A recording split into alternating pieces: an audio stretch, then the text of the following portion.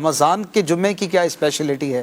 یوں تو ویسے سارا سال جمعہ دنوں کا سردار ہے، لیکن جب رمضان کا جمعہ آتا ہے تو یہ ایک روایت تو فیضان رمضان میں یہ بھی لکھی ہے کہ ہر گھنٹے میں اللہ پاک 10 لاکھ لوگوں کی بخشش فرماتا ہے۔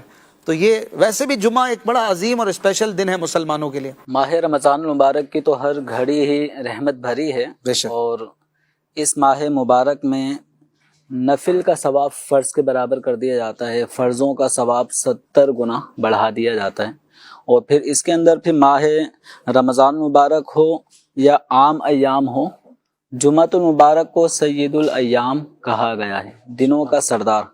اور دیکھا جائے تو یہ جس طرح ایک عید کا سماں ہوتا ہے کہ عید میں ایک جمع غفیر نماز عید کے لیے جمع ہوتے ہیں اور اکٹھے ہو کر اللہ تبارک و تعالیٰ کی عبادت کرتے ہیں، تو اسی طرح جمعۃ المبارک کی نماز کا بھی ایک خاص اہتمام کیا جاتا ہے، اور اس کے لیے غسل سنت، اس کے لیے اچھا اور خوبصورت لباس پہننا، خوشبو لگانا۔